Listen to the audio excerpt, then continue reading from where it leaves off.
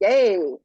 I'm so happy to see everybody here today. We're talking with Jeff Ayers about it's his first big major, I don't know, release of this type, but he's got lots of a background already. So some of you maybe many of you will recognize him for his previous achievements, but we're very happy to have him with us. We have a nice group of people coming in and let's see, what should we do here? I think I want to ask you a couple of questions, Jeff, and say a bit about you before we actually get to the book. But I Oh, think sure. early on, I'll probably turn it on to Q&A so everybody can talk to you themselves. But hang on a sec here.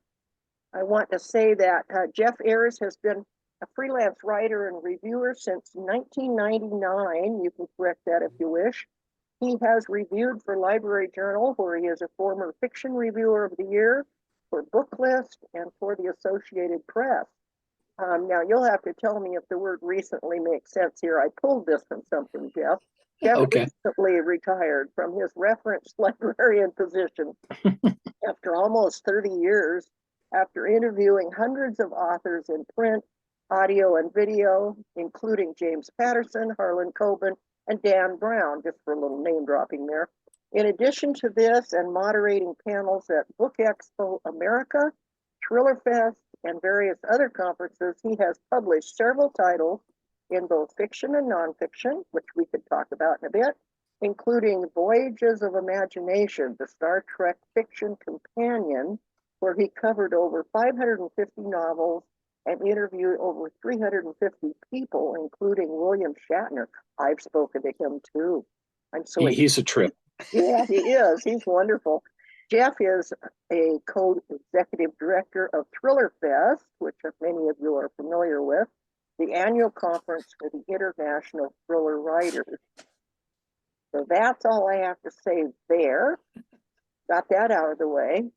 That's a lot. And That was a listening to lot, that, yes. wow. And Yeah, you've done a lot. So is it it's hard to true? believe. Is your retirement recent, or is that because I pulled that from something you did before? So Yeah, no, I retired in right before the pandemic hit, ah, so the timing was right, and it was because I had enough time in, and I wanted to write full time, and thankfully things have worked out so far anyway.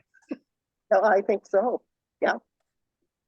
You've written a lot of different kinds of things in the past. I mean, with that particular book, that was focused more on sci-fi, although one could say there was a lot of thriller type things in some of those shows.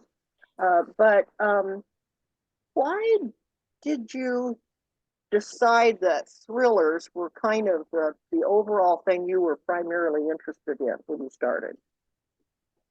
The truth is, the Star Trek book came about because I was a huge Star Trek fan, and my bookshelf was overflowing, and I thought to myself, somebody should do a guide to all these books, and they should interview the writers of those books as well, and it would be fascinating. And then I realized, well, wait a minute, if someone's going to do it, why isn't it going to be me? Oh, So I was able to attract an agent to get me a deal with Pocket Books or Simon and Schuster, and but all the books I've been reviewing and reading is primarily mysteries and thrillers, and that is where my passion really is. And again, it's about, I love reading them and wanting to find something to read that fits into something and not finding it. Well, then why don't I do it? there you go. Well, what Yeah. kind of connected you with John? Thriller Fest, actually. So Jon Land is someone who's been writing for a long time. He has over 60 novels published, and he was one of my favorite writers. I've been reading him since the late 80s. And when Thriller Fest happened, the very first one in New York, I went to it not knowing anybody. And my goal was to meet my favorite author, Jon Land. And we hit it off immediately and became super friends. And now, we're writing together, which if you told me that when I was reading his books in the late 80s, I would have thought you were nuts. Wow, that's great. That's cool. Um, I don't know when you first decided to write this particular, because it is going to be a series, I believe. But Yes. I don't know when you guys decided on it, but I'm kind of curious when you did, why did you choose the national park system as your sort of base of the storyline? Uh, Whenever I would have time with a family to go on a vacation, it was always a national park. And I love them, and each one is so different from the other. I kept thinking, I want to read a thriller set in national parks. I want to read a mystery set in national parks. And the ones that are out there, like Nevada Bar. Nevada Bar is super popular, and those books are terrific. But I've always wanted to have more than one park in a book. And when I learned about the ISB, which is the FBI of the Park Service, and they have jurisdiction over every single national park site, which is over 430 locations. I thought, oh, here's a character that would be really cool. Yeah. And I tried writing it by myself over a period of a couple of years. And every time I had a draft ready, I'd give it to somebody, and they would come back and say, this doesn't work." So it was lacking that oomph. And I finally went to Jon and I said, "Jon, could you give me advice on this, please?" Now, Jon has admittedly never been to a national park at all, and he doesn't even understand the interest of them. Wow. So when I reached out to him and showed him what I had, he said to me, "Jeff, you have to blow up the Statue of Liberty on page 1." And like, okay, the Statue of Liberty is not in this book, but soon we started talking about it, and next thing I know, we had written a chunk together, and it was like, oh, this is amazing. And gave the pages to my agent just for his, opinion, and he came back and said, I can sell the book on this." So we wrote the book, and we got a 2-book deal initially, and we're hoping for more. Well, I got to tell And you, just for those people that are joining us on later on the recording, this is the book, Leave No Trace. And indeed, we do blow up Statue of Liberty on the first page, but well, not yes, quite the first page, but soon in. And yes. I'm just, it's a wonderful book. It really is, Jeff. I'm really Oh, enjoying it. So, oh, you know, good. I'm glad. some thrillers are just sort of kind of, I don't know, following somebody through the woods and somebody's scared and it's a slasher book or it's a this or that. But this one is full of things to learn about the park system. I mean, you have the little openings for the chapters, little Hmm. statements about the park, and also it deals with the concepts of terrorists. And please don't destroy the ending for me because I haven't finished yet. But you want to talk about all the components that went into it and why maybe those decisions were made, and then we'll kind of open it up for people to ask you questions. Sure. Well, the first thing I wanted to mention is the reason the name AJ Landau is when the publisher initially bought it, they wanted to use a pseudonym with one name. They didn't want to put both of our names on it for some reason. But, they want to buy it. I'm a happy guy. And Jon was happy too. So we went with the name AJ Landau. And for the first couple months after we'd signed the deal, it was supposed to be a secret that it was us. And then the publisher changed their minds. So thankfully, we can say it's really us. But some people get confused and think there's actually 3 people who wrote it. I'm here to say it's only 2. And so to answer your other question, so for folks who haven't read this yet, Michael Walker is an ISB agent with the National Park Service stationed out of Shenandoah, and he also suffered a and basically there was an accident on Mount Rainier where he and his wife were involved in a shooting, and his wife was killed, and he lost his foot, so he wears a prosthetic foot.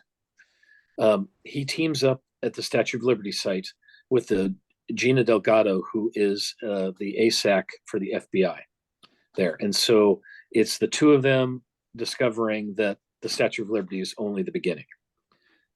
And for the research of this, in addition to going to the parks myself and talking to the rangers at those various locations, we also had drafts read by a former FBI agent, a doctor who specializes in prosthetics. And we also reached out to a couple of other experts with the National Park Service, a couple of rangers. And we also worked with the National Park Conservation Association to make sure that we got all the details right. And so that's one of the things we hear about is the opening of the chapters with a nice little factoid with each chapter. And those were fun to do the research for. And then also making sure, again, it was as accurate as it possibly could be. As Jon Land always tells me, usually he believes in 20% reality and 80% making things up. But in this circumstance, we kind of did the opposite. Oh, I see. Well, it has a real feel of reality and the way it really is. So I enjoyed it. I don't think I'll be giving too much away when I refer to the young boy who's caught in this. He's on the island at the time of the destruction, and he has personal loss there. But he's still there, and he's very much a part of the story. So why did you guys discuss whether to use a young, a child that way? Was there a particular reason, or? We wanted to have it be a child for a couple of reasons. One, because they would be tied to their phones as much as teenagers are, and he would be the one that would have the clue that would help guide the journey to resolve the crisis. And we also thought that it would give Michael a chance to kind of be a surrogate dad, especially because he's still dealing with what happened to him on Rainier.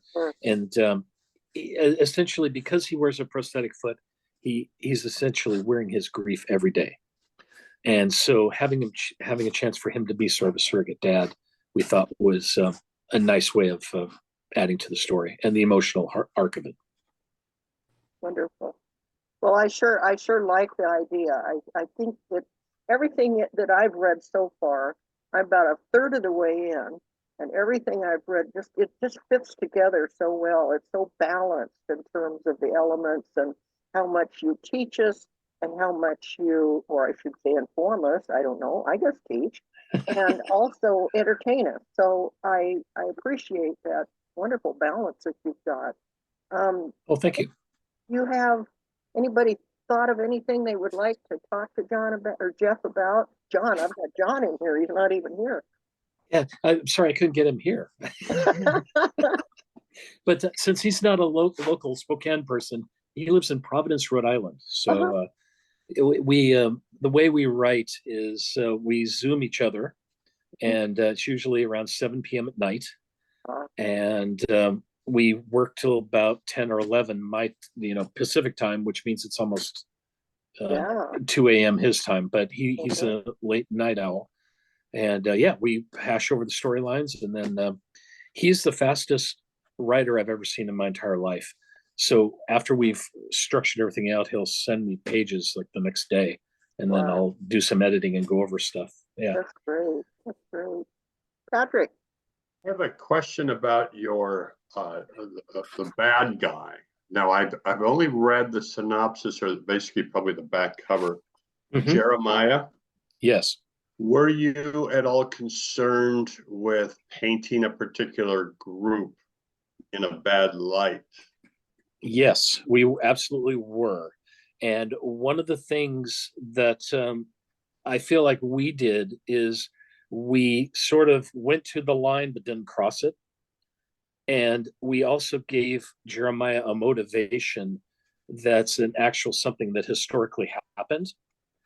So I think keeping that in mind, we didn't want to offend anybody or paint people in a bad light.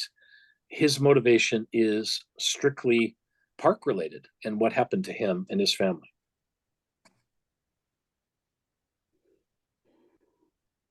I hope people agree when they read it. Yeah, I was wondering about that because there's see, how can I put this without ruining anything? With all of the ideas out there where people are saying there's a lot of conspiracy theories, and I was wondering how that, was going to play out, if there would be people going, see, I told you, But anyway.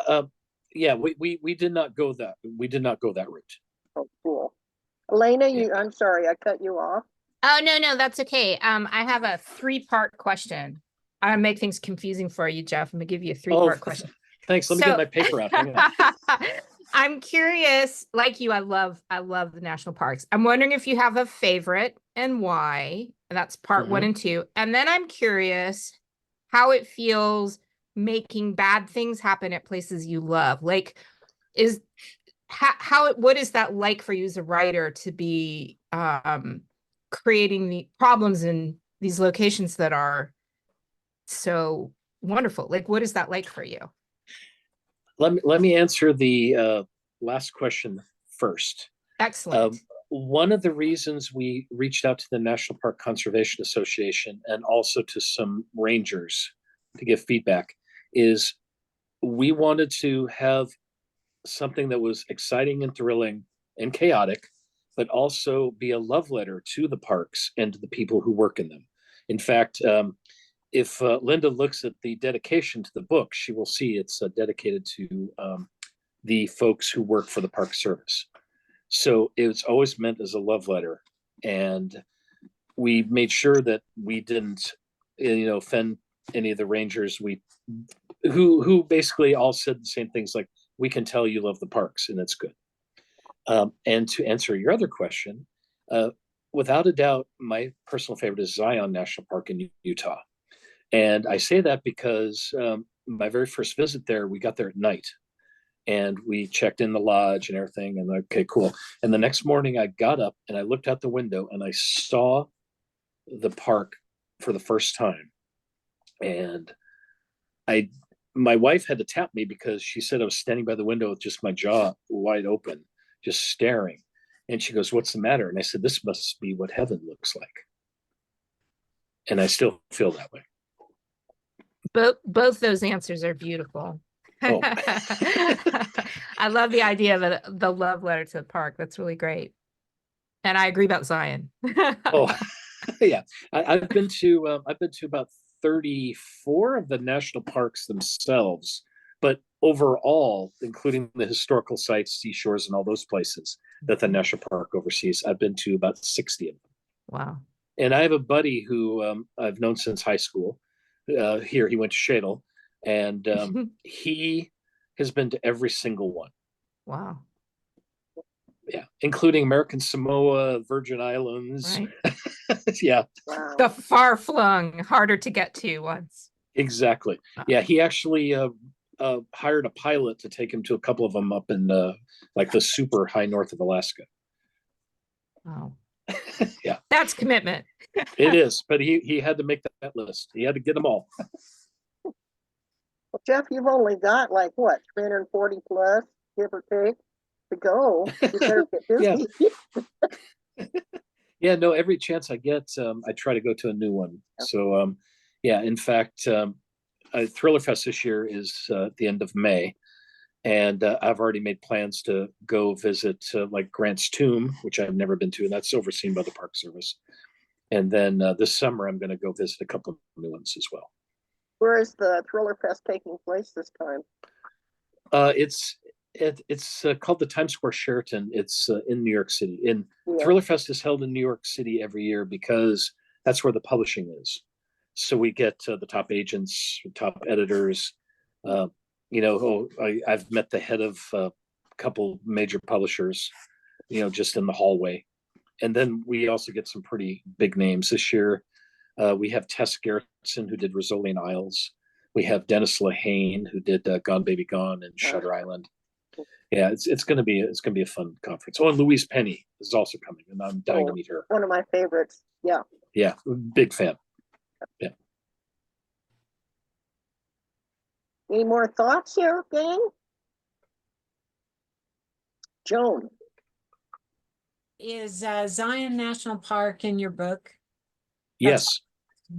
And the second question, is your book in audio? Because I have a sister that enjoys audiobooks. The answer is yes. It is in audio, and also if you do the digital downloads from the library, it's available there as well. Ah. So we also have the ebooks. And my wife and I keep having a discussion of, do we like the narrator for the audiobook or not? and I'll put in a plug for Libro FM, Libro.fm. It's affiliated with independent bookstores. Oh, And, wonderful. So you can join that. I think it's like about $15 a month for a membership. And with that, you get to choose any one you want every month for that fee. And Oh, nice. they give you a major discount. And also that credits towards all of the independent bookstores. And then we get a share of proceeds. So, Oh, nice. just so you know. Yeah, it was done by Recorded Books. Yeah, and I've seen it. I've seen it. Yeah, so a hint for the next one is called Cold Burn, and we're assuming it's going to come out the end of February, early March next year. And this time we're going to be in the Everglades and Glacier Bay National Park in Alaska. Whoa, from one point to the other. Yeah. Yep. That'll be interesting. You're going to have to move your alligators from there, take one on the plane and see it. I'm sorry, Sue. Sue has something she wants to say. I have an odd question for you. You're organizing a literary dinner. What three writers, living or dead, would you want to have come over and have dinner with you? Oh my goodness. Oh, all right. So this is going to sound absolutely off the wall, but Dean Koontz would be one of them, because I just think he's such a great writer, and listening to interviews with him, he's a very funny guy. One would be Toni Morrison, because I just thought Toni Morrison was an amazing writer. And the third one would be who actually got me involved into the world of writing and also the love of books and libraries, is Ray Bradbury. So that'd be my three. Okay, thank you. Oh, thank you. That's a great question. Joan? I have a question. How did you find your narrator for your audiobook? My publisher arranged it all, and I've heard stories where sometimes the authors get to choose narrators. I didn't, and John didn't. And so what ended up happening is I got an email from the Recorded Books publicist saying, hey, would you be interested in hearing what the audiobook sounds like? So that was the first time. So yeah, in this particular case, we didn't have any choice in the matter. I know there's some narrators that are better than others. And in fact, at Thriller Fest this year, Scott Brick is coming, and he's considered by many, including myself, to be one of the best audiobook narrators out there. And so I'm looking forward to meeting him. But yeah, but in this case, we didn't have a choice. Would have been nice. I have another question. Oh, yes, of course. What is your writing routine like? Because I am one of the co-executive directors for Thriller Fest, my day consists of handling Thriller Fest stuff and then also writing. And then, so I wake up at 5 a.m. and my wife is a research scientist, and so she has to be to work early. So we actually go out on a walk for about 45 minutes, and then she goes to work, and then I get to my office, and then I work until about 5. So like from 7 a.m. till 5 every day, I'm either doing Thriller Fest or writing or editing. I do some editing for some folks. And actually, I might have a mystery deal here that I'm waiting to hear back on. But yeah, so it's essentially 7 to 5 every day. but I break it up depending on whatever deadlines I have. And also because I do book reviews still. Yeah, some days I'm reading and writing the reviews. You sound like me, just every day of the week, all day long, and that's it. Yeah, yeah. So dinner with the families is vital, and spending time with my family is vital. So on weekends, I try to end a little early, but I'm always spending at least half a day on the weekends working on something or other. And then, of course, I'm a football geek. Gotta be a Seahawks watcher, so gotta take time for that. Well, I'm watching for people that want to ask something. So if you have, Dwayne, how about you? Yeah, definitely. First of all, blessings everyone. Thank you for being here, Jeff. I got to give a shout out. You said Everglades. That's the hometown for me. Oh, And, it's a wonderful park. Oh yeah, it's beautiful. What's going to be like transitioning? That's like over 4,000 miles at least, back and forth. That's going to be exciting. The question I had, you mentioned earlier, working with your partner. How did you all develop that organic relationship? Because I started a project and we ended up splitting amicably. And because at one point we wanted the story to go two different directions, and we said, you know what, you write your book, I'll write my book, but it's two separate stories now, although it started off with the same concept. So how did you all manage, and what role did ego play in the whole concept? The very first thing we said to each other was we have to leave our egos at the door. We can't, what is best for the book? And so in fact, I can tell you there were several conversations where we would be hammering over something and arguing about it, in a nice way. We don't yell or scream no, we have amicable discussions. And then at some point we would say, okay, what are we going to do about this? Because you think this way, I think this way.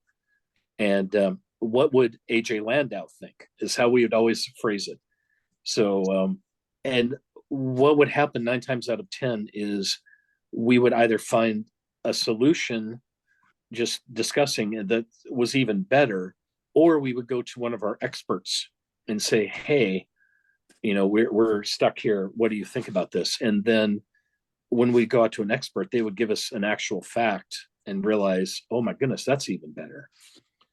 So yeah, but the main thing is ego at the door, and it's always what's best for the book, and that can be hard.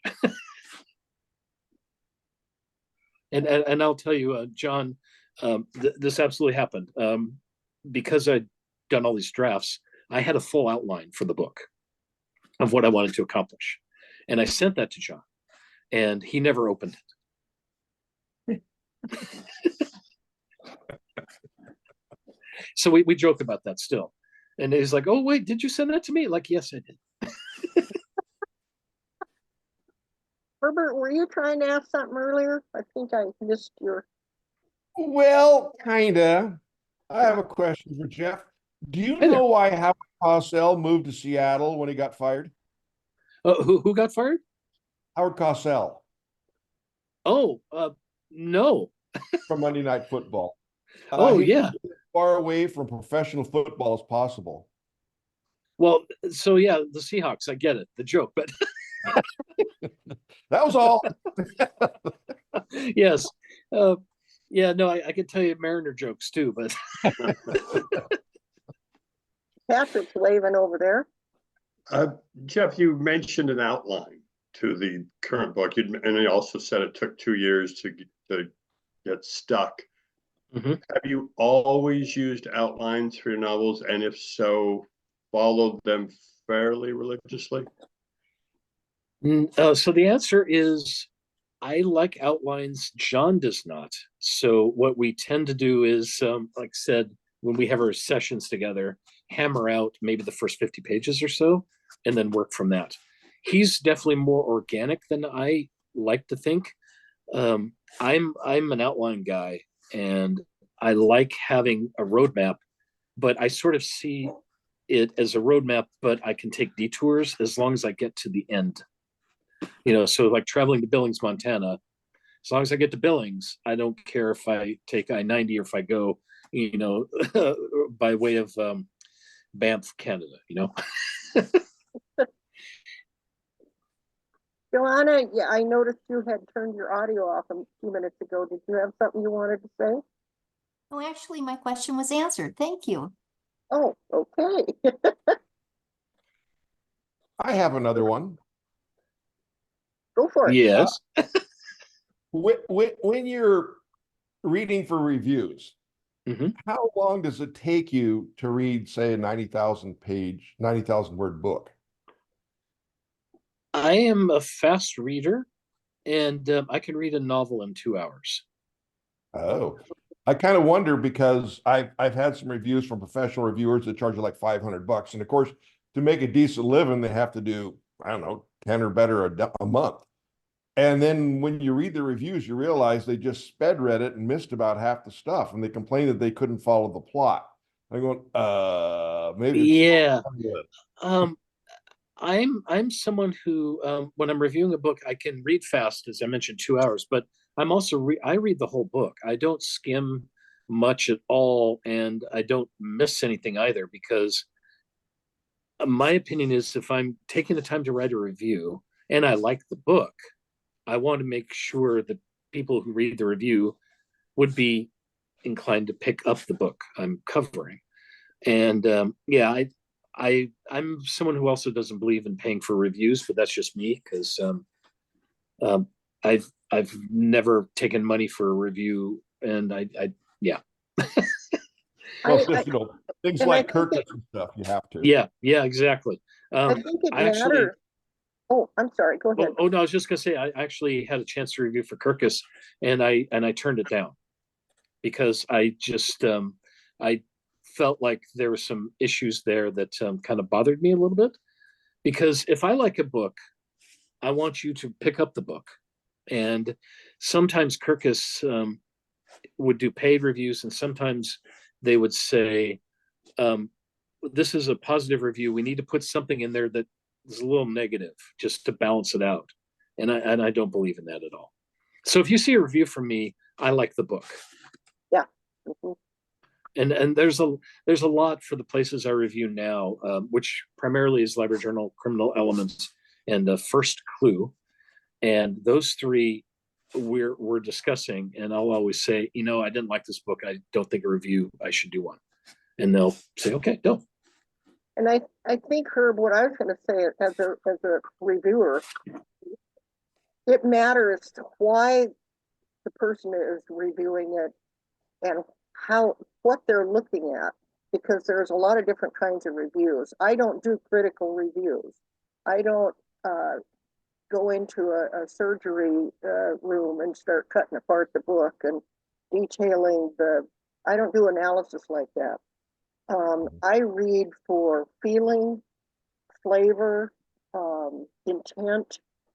I don't, the plot, even if the characters I feel fit what the author's trying to say, and the plot line carries the feeling, that's what I'm going for. If you ever read my reviews, which are fairly short usually, I put tons of them on Edelweiss and Goodreads and stuff, you'll notice that I will talk, I have a different voice for each review, because some books are serious, some are funny, some are soft and fluffy, and I want to get that across to potential readers. I'm not really concerned about whether the technical issues when I review it all. And on most of the major publications and stuff, a lot of those, that's what you see. You see this long review that details everything, and that's fine for that purpose. But so I don't know, Jeff, are yours sort of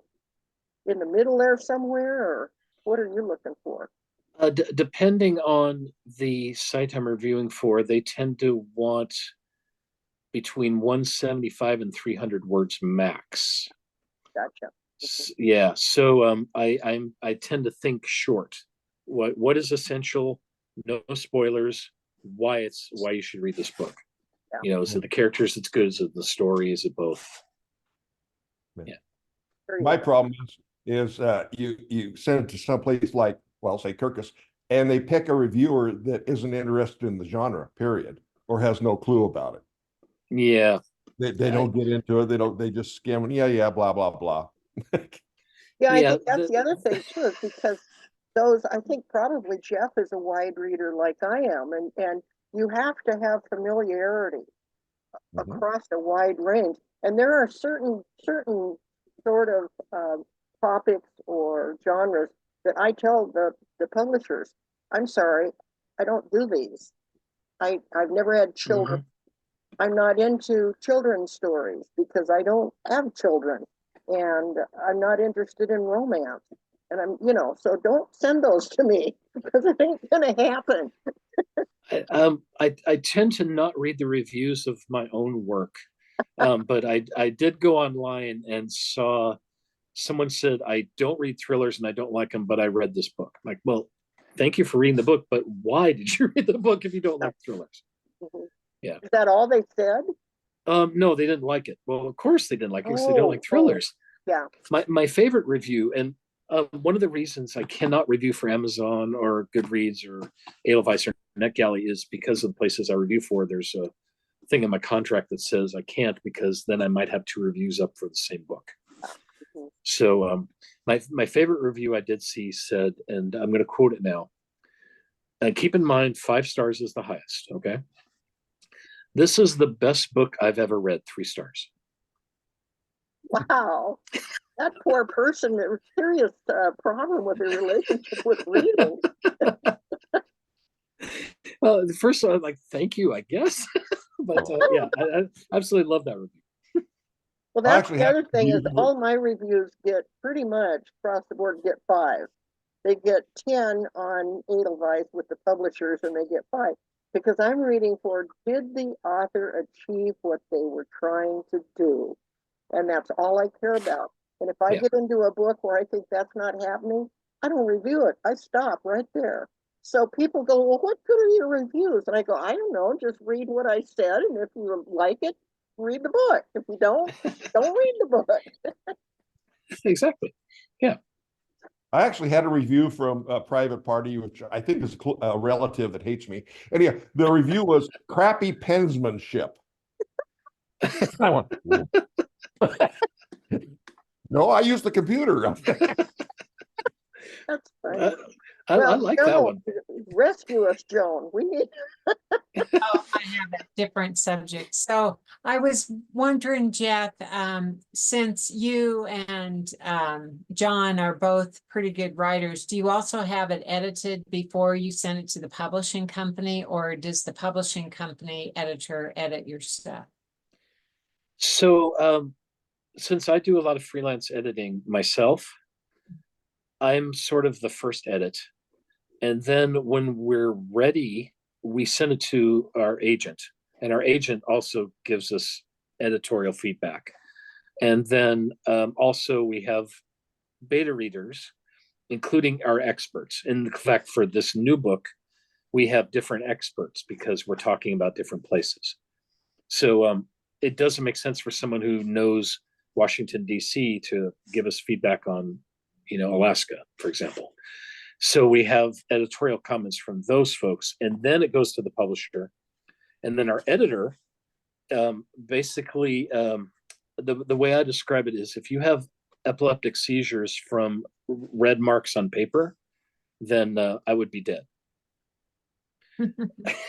So our editor gives the most amazing editorial notes I've seen on any book. Honestly, he is a master at seeing the entire structure of the book. So I love this editor at the publisher. He's fantastic. And then it actually goes through 3 more rewrites after that, once we fix that. So doing it through a major publisher is so much different than from small press and the other places I've done. In fact, the Star Trek book only had 1 pass. And if you ever see the Star Trek book, it's about the size of a phone book. That's the best way to describe it. Yeah. So yeah, it depends on how you're published, but in this particular case, we want to give it to our editor at the publisher as tight and as good as we think it can be. and then he does an amazing job making it even better. Well, we've got about 15 minutes left, and I notice there's a number of people we haven't heard from. Steve, you're there. Marilee, Chris, Tonda, Teresa, and Joyce. Have you got any? Jeff. No, I'm just waving. No, and else, yeah. Oh, no. Any of you? Hi, Steve. You've unmuted. I've enjoyed this discussion. It's a beneficial discussion. I self-publish and I'm retired and I'm trying to not impact my resources economically. So I do practically all of it. And and I did have the good fortune of having a really good editor with the last thing I did, which was a memoir. Which thank you, Linda, for the review. You're welcome. It was good. And so yeah, I was an English teacher, so I can catch an awful lot of that stuff. But even then, in my critique group, I have 3 of my past students, and we're all published, and we are pretty good at editing each other, even though each of us is writing in an entirely different genre.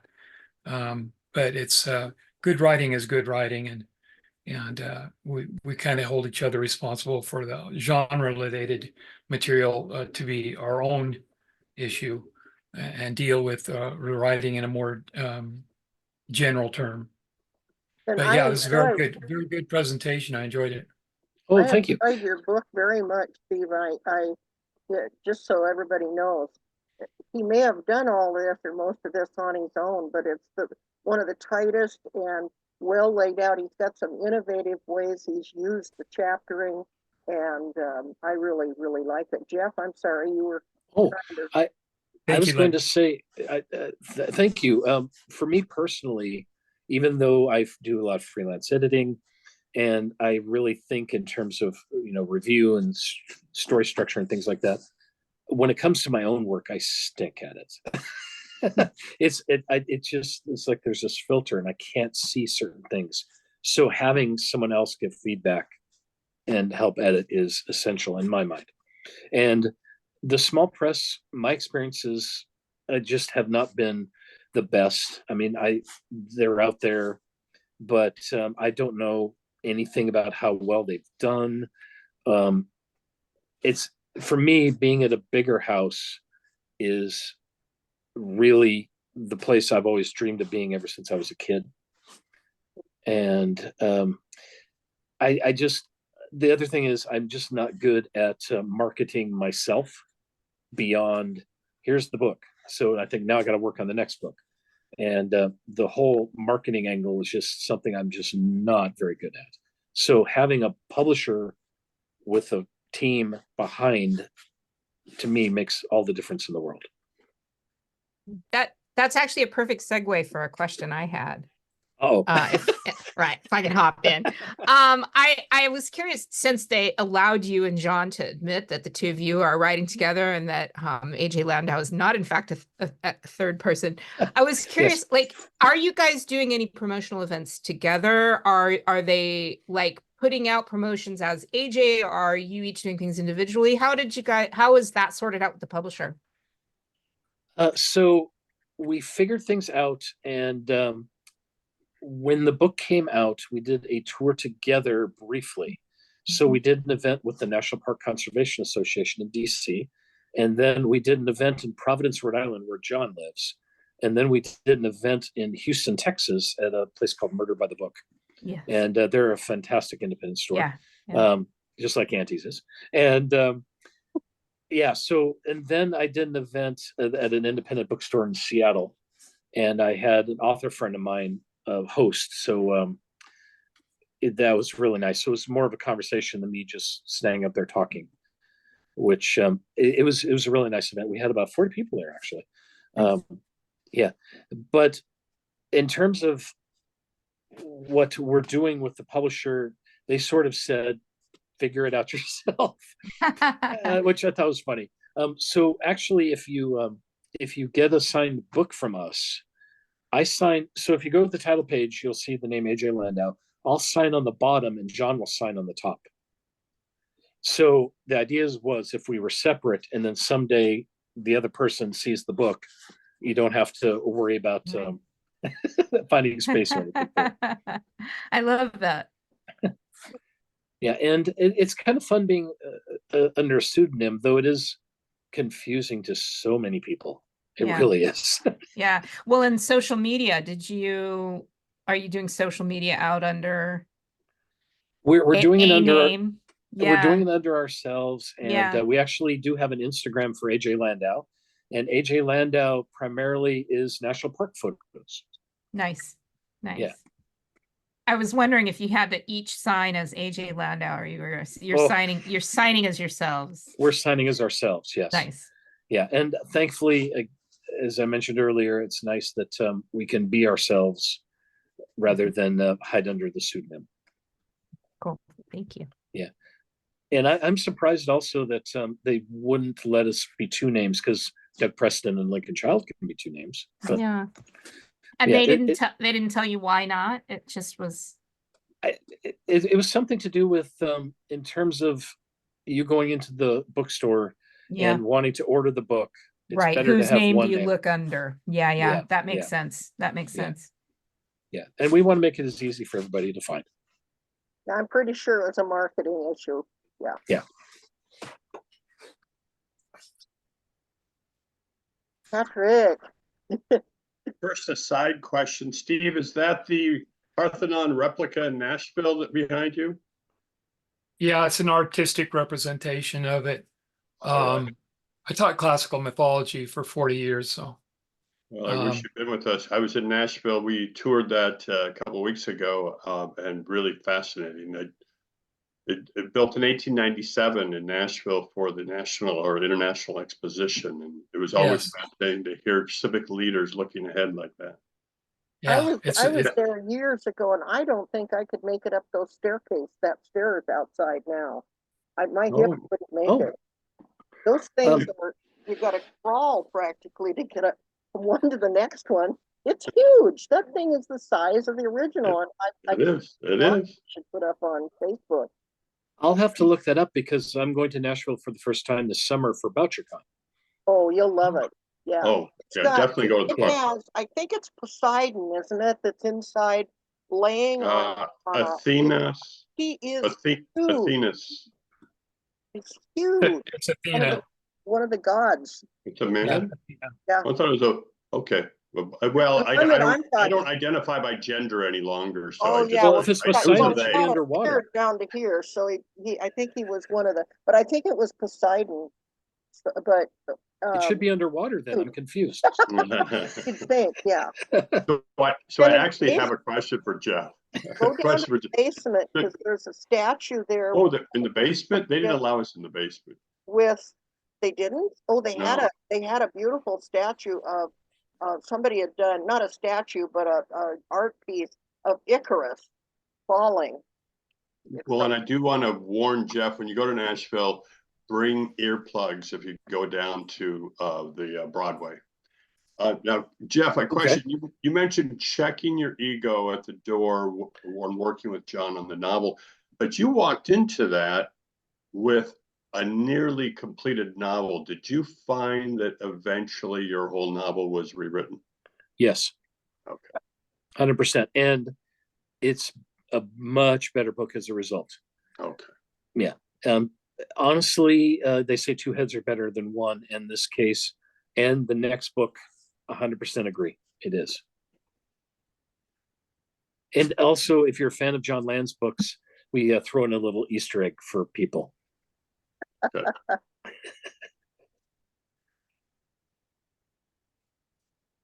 So wasn't it kind of hard though? I mean, you had a vision for the book and then the editors had a different vision. Wasn't that difficult? I mean, I find it difficult. The truth is, you look at every comment that's made, and if the comment is something that will make it a better book as a result, I'm okay with that. And if it conflicts with something I was thinking of the vision. If it makes it a better book, then the vision's better as a result. But if I disagree, then I'm going to have a strong, this is why I disagree, and I'll come back with reasons. In fact, my agent initially didn't like the factoids at the beginning of each chapter. And both Jon and I said to him, that is essential to what we're trying to do. We must keep those in. And now he's, completely on board and says, yeah, you were absolutely right. But we had a long discussion with him about keeping those in. It's about, I wouldn't say it's, pick your fights or anything, but honestly, if it makes it better, why not do it that way? That's how I look at it. Yeah, I think it's easier if someone is open-minded about, you said about the ego, but I think it's sort of this idea that I realize I'm not the only or the best writer that ever lived. Therefore, maybe somebody has some good ideas for me that I should consider. I'm assuming that whatever I want to say is better than anything anybody else could do. And it's amazing because there's so many books that I've thought that I might want to write as a novel that have come up. And like I wanted to write some books about arguing for female characters like Medusa and that, and arguing for they're telling their side of the story. And I thought, no, I read somebody did one about somebody, and I went, no, this is really good. This person, yeah. Next thing I know, 5 or 6 authors have them flying off the. I mean, they're just. It was one of those memes that just came out. You gotta write about the women, famous women monsters that have a story. And I went, oh, I'm so glad I didn't waste my time on that. It was a good idea, obviously. So, I have a novel that was bought by a major publisher and involves the pitch was the murder of a homeless man unveils a conspiracy going back centuries to the real deathbed confession of Galileo. And it was an alternate history type thing. It was conspiracy thriller, the whole works. Publisher loved it. Great. And let's just say that things didn't work out, obviously, because we're not talking about that book today. I ended up having to pay the advance back. The editor who bought it, there was some issues and it got sat on and then it got orphaned.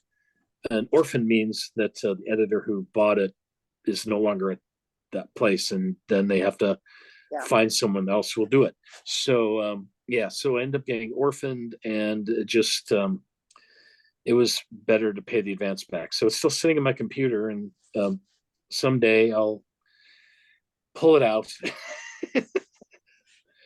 But it's a good reason to put the advances in the bank for a while. Don't spend them because you may not get to keep it. Yeah. Well, so for everyone here, when I was working at the library, my boss pulled me aside when my Star Trek book came out and said, "So when are you leaving?" And I said, the difference between a writer and a pepperoni pizza is a pizza can feed a family of 4.